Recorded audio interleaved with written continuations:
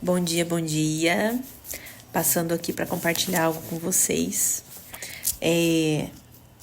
Eu tenho vivido algumas coisas, né? Tenho passado por algumas coisas assim e Deus tem ministrado no meu coração, né? Tenho refletido sobre algumas coisas nesses 6 anos de convertida e eu quero compartilhar com vocês o que eu estou passando. Isso é sobre mim. Talvez isso edifique vocês em alguma coisa, tá? Mas não é uma regra.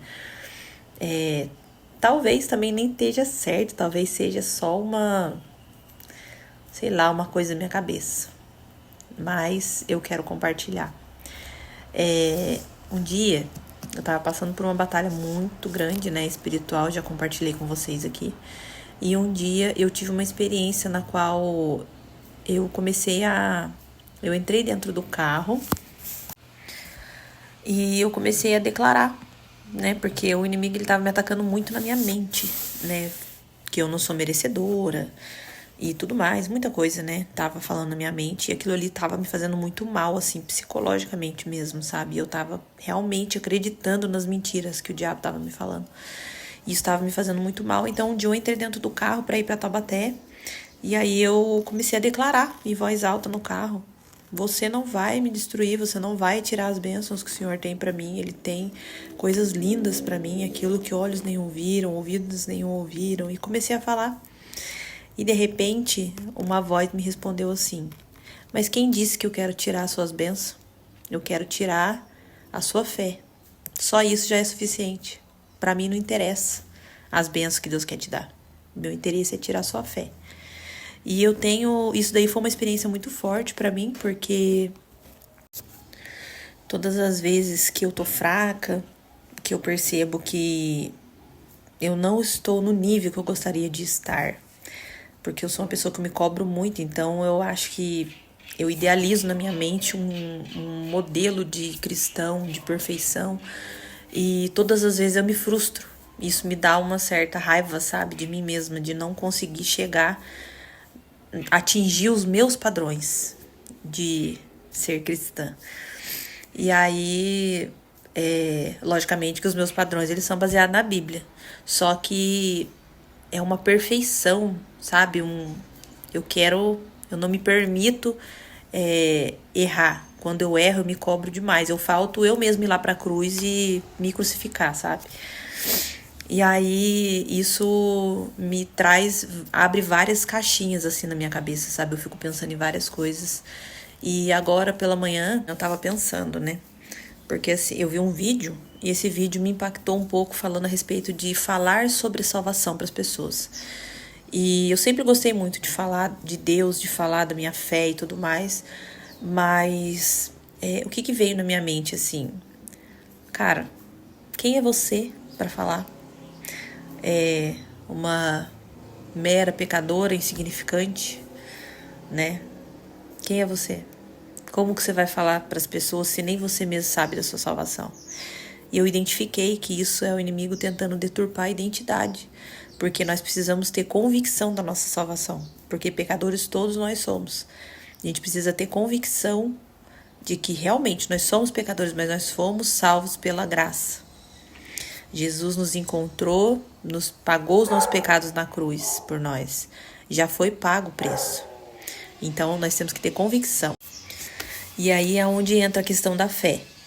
Porque a fé é a certeza daquilo que nós não vemos, né? Então a gente tem que ter fé, acreditar que Jesus, ele já morreu na cruz, ele já pagou e nós somos salvos pela graça todos os dias. Todos os dias. Não é hoje, amanhã ou no dia que ele vier, não. Nós já somos salvos pela graça todos os dias, sem merecer. E aí que entra a questão da fé. Porque ele quer deturpar justamente a fé que nós temos de que nós vamos ser salvos. Ele quer fazer isso através, né, do que ele fala nos nossos ouvidos para minar a nossa fé e aí a nossa perseverança. Ele entra com desânimo, ele entra com aquele sentimento de não merecimento, sabe? Eu não mereço, eu não vou falar porque eu não tenho certeza, nem eu mesmo. E aí ele faz a gente ir se sentindo cada vez mais inútil, cada vez mais insignificante. E de fato nós somos pecadores, insignificantes, inúteis, imundos, sabe? Assim, a nossa natureza é nojenta. Mas, a partir do momento que Jesus nos encontrou, nos salvou, nos limpou e nós decidimos caminhar com Ele, não significa que a gente vai se tornar perfeito. Significa que a gente está disposto a caminhar com Ele, renunciando, mas que vai ter momentos que a gente vai cair, vai ter momentos que a gente vai se machucar, vão ter milhares de desafios na caminhada. Mas estando com Ele, é garantido que a gente vai ser vencedor, assim como Ele foi. Deus não busca perfeição, Ele busca disposição. Pessoas que estão dispostas, decididas a buscar Ele, sabe? E assim, eu senti, sabe, de gravar para falar que, no meu caso, eu tenho passado por muitas batalhas espirituais, por muito ataque, tenho cometido, sim, erros, né? Porque ninguém é perfeito, todo mundo erra todo dia. Mas eu tenho buscado no Senhor, buscado me colocar diante dele, né? Exatamente como eu sou. Ser sincera, transparente com ele. E pedir ajuda, me render, sabe? Me desfazer de toda essa perfeição, de toda essa busca por ser perfeita, por ser exemplo, sabe? E porque eu acho que quando acontece isso, o Espírito Santo sai fora de cena. Quando você quer ser o alvo ali e não Jesus, ele é o alvo, sabe? Então, a gente precisa ter como foco o alvo que é Jesus, né? A gente precisa olhar para nossa humanidade para a gente ver o quanto a gente precisa melhorar, o quanto a gente precisa crescer, amadurecer na presença de Deus, quais os movimentos que a gente precisa fazer que são necessários para se santificar, para melhorar a cada dia. Mas sempre ter na cabeça uma convicção da nossa identidade, de quem nós somos. Nós somos filhos do Rei, nós já fomos salvos. E que o diabo nunca deturpe a nossa fé e a nossa identidade, porque é através disso que ele vai prender a gente no pecado, que ele vai tornar a gente escravo, assim como muitas pessoas por aí são escravas hoje, porque elas olham para si próprias e elas não vê merecimento, elas não vê tudo que Jesus fez por elas, elas não conseguem reconhecer o tamanho da misericórdia de Deus na nossa vida. Porque se fosse por ações, se fosse por obras, coitado de nós. O ser humano é muito inconstante, é muito volúvel, que fala, né? Quando a pessoa é inconstante, né? O ser humano é assim. Então, é isso que eu tinha para dizer para vocês. Perca tudo, mas não perca a fé. Perca tudo, mas não perca a sua identidade. Porque isso aí são duas brechas que o inimigo vem para destruir.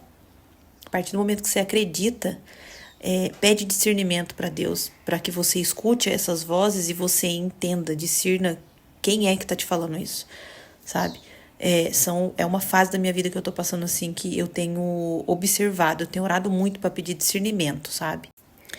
E através dessas orações, Deus ele não chega para você e dá um pacotinho assim, olha, isso aqui é discernimento, isso aqui é paciência, isso aqui é fé. Não, ele vai te dar situações que vai fazer você passar por isso, para que você adquira essa maturidade, desenvolva isso em você. E eu tenho passado por muitas batalhas espirituais e nelas eu tenho observado o quanto Deus me deu o discernimento de ouvir essas vozes, porque como a batalha na minha mente é muito grande, se eu der ouvido para essas vozes, eu me perco. E eu tenho conseguido discernir, opa, isso é mentira, isso é do diabo, isso não é a voz de Deus. Tá repreendido em nome de Jesus. Então você repreende em voz alta, sabe? Começa a fazer um movimento, por mais fraca que você esteja, por mais que os ataques tenham sido, né, na vida de cada um é de uma forma, né? Mas para que você possa discernir, né, que Deus possa abrir seus olhos espirituais, que você consiga enxergar e repreender, sabe? É como se fosse uma proteção. Por exemplo, você tá andando no escuro, né? Sabe aqueles óculos que você olha assim no escuro e você consegue ver o que tá acontecendo? A visão noturna, né? Que fala. Então, o discernimento é mais ou menos isso. Então, eu olho para algumas pessoas assim, eu falo, gente, como que a pessoa não pede discernimento? Como que, né? Porque é como se estivesse andando no escuro sem enxergar nada, sabe? E o mundo espiritual, ele é muito real. A gente precisa ter o discernimento das coisas, que senão a gente cai em buracos terríveis na vida, né? E não que eu tenha muito isso, tá? Não sou um exemplo disso. Deus tá me ensinando isso e eu tô compartilhando isso com vocês. Mas é muito importante orar para Deus dar discernimento, abrir os olhos espirituais, tirar toda a trave dos nossos olhos e nos fazer mais sensíveis à sua voz, né? Aos detalhes, né? Porque ele fala com a gente no dia a dia através de muitas coisas, né? E a gente precisa estar sensível, estar atento, estar consciente das coisas, sabe? E às vezes a gente tá tão perdido no meio da correria, nas distrações, na internet e acaba não vendo o que Deus tá mostrando, sabe? E eu tenho passado por muita coisa assim, espiritualmente falando, algumas experiências assim, e eu tenho aprendido que o inimigo ele não tá pra brincadeira, não. Ele veio pra roubar, matar e destruir. E assim, quantas pessoas por aí com crise de ansiedade, com depressão, que assim, o nível mental delas assim tá por um fio. E não é diferente na vida de cada um, sabe? Tipo, muitas pessoas não mostram o que elas passam. Muitas pessoas estão com um sorriso no rosto e por dentro elas estão destruídas, passando por muitas guerras na mente, no coração, na... E hoje eu quero compartilhar isso com você e orar. Orar e pedir que o Senhor possa abrir seus olhos espirituais, para que Ele possa mostrar a importância que tem o discernimento na nossa vida, na vida do cristão. A importância que tem a conexão com Deus, da gente orar, da gente conversar com o Senhor, manter a nossa mente sempre em comunhão com Cristo, sabe? Uma mente de oração. Na palavra fala, né? Orai e vigiai sem cessar. E por que isso? Porque o inimigo ele tá ao nosso derredor. E o que ele, a brecha que ele quiser, que ele encontrar, ele vai entrar e vai destruir tudo. Ele não tem dó, não, sabe? Então, que nesse dia Deus possa nos dar entendimento, sabedoria, discernimento, abrir os nossos olhos espirituais e que você possa ter noção do quanto é importante isso. Deus abençoe seu dia. Beijo.